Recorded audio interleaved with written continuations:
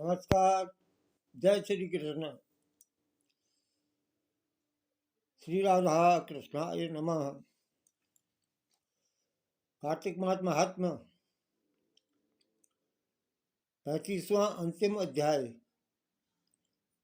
35 अध्याय हैं कार्तिक मास महात्म्य में। हमने आपको पूरे 35 अध्याय सुनाए। 35वां अध्याय जो है अंतिम अध्याय है। इस अध्याय में तुलसी विवाह की संक्षिप्त विधि बताई गई है और उद्यापन महर्षि व्रत उद्यापन की विधि भी संक्षेप में बताई गई है। कहते हैं कि जब उत्तरायण सूर्य हो, गुरु और शुक्र का उदय हो, विवाह के नक्षत्र हों और विशेषकर पूर्णिमा हो, कार्तिक का महीना वो भीष्म पंचक भी हो, तब तुलसी वन में अपने घर में सुंदर मंडप और उत्तम हवन कुंड के सहित मनोहर वेदी की रचना करनी चाहिए और ऋत्विज ब्राह्मणों को, विद्वान ब्राह्मणों को निमंत्रण करना चाहिए, निमंत्रण देना चाहिए और गृह यज्ञ आरंभ करता हुआ मातृकाओं का पूजन करना चाहिए। यानी मातृका पूजन पूर्वांग कर्म करना चाहिए सारा। हे मुनीश्वरों, ऋतुजों के उपस्थित हो जाने पर पहले नंदीमुख श्राद्ध करें। तत्पश्चात के भगवान शालिग्राम और उनका विधि विधान से पूजन सामग्री से पूजन करना चाहिए। पहले शालिग्राम की पूजा करनी चाहिए और बादी की तुलसी को उनके समर्पण करना चाहिए और जिस प्रकार विवाह होता है उसी विधि के अनुसार तुलसी जी का पानी ग्रहण कराना चाहिए।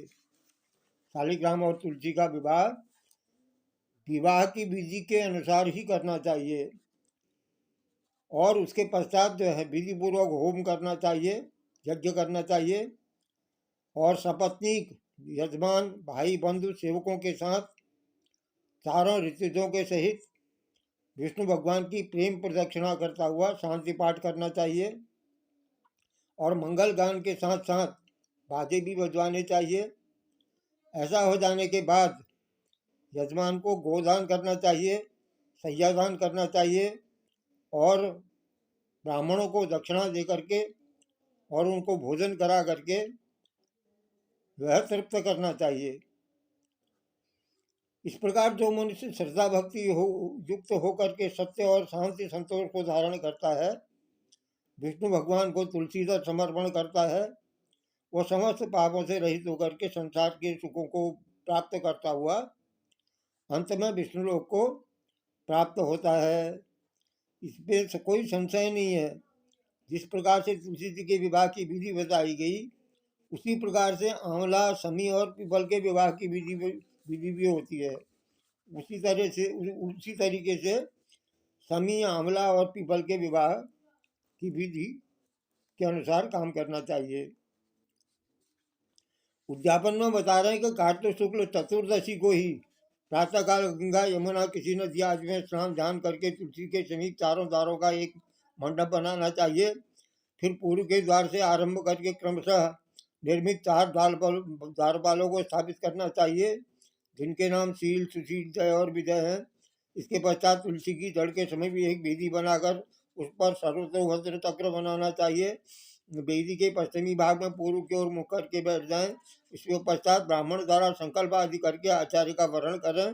फिर सर्वतोभद्र के ऊपर ब्रह्मादि देवताओं का पूजन करके वहाँ स्थापित तांबे के कलश के ऊपर सोने की बनी लक्ष्मी और भगवान विष्णु की मूर्ति को स्थापित करके इंद्र विष्णु इस मंत्र से आवाहन करके पुरुष सूक्त का पाठ करना चाहिए और मंत्र में षोडशोपचार जो है लक्ष्मी और भगवान विष्णु का पूजन करना चाहिए।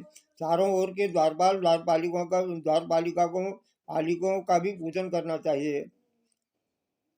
इसके पश्चात गीत वाद्यातिक मंगल गान उत्सव करके रात्र में जागरण करना चाहिए।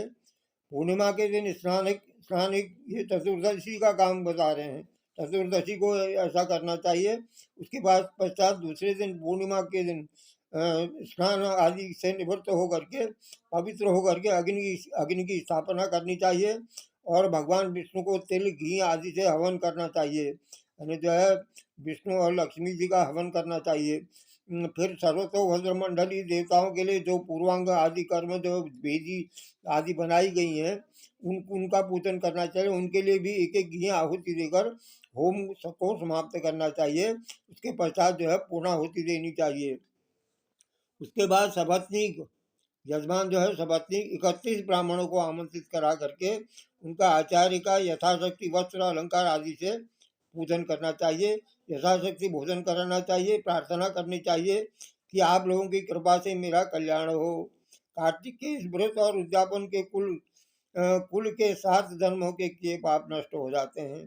कह रहे कि इस व्रत और उद्यापन से यजमान के कुल के 7 जन्मों के किए पाप नष्ट हो जाते हैं और सुख संतति सौभाग्यादि सकल मनोरथ भी सिद्ध हो जाते हैं। उसकी सारी मनोकामनाएं पूर्ण हो जाती हैं, इसमें कोई संशय नहीं है।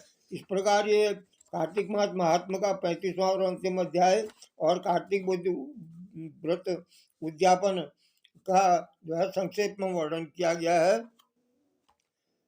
तो ये 35वां अध्याय और अंतिम अध्याय जो है श्री राधा कृष्ण को समर्पित है। जय श्री कृष्ण।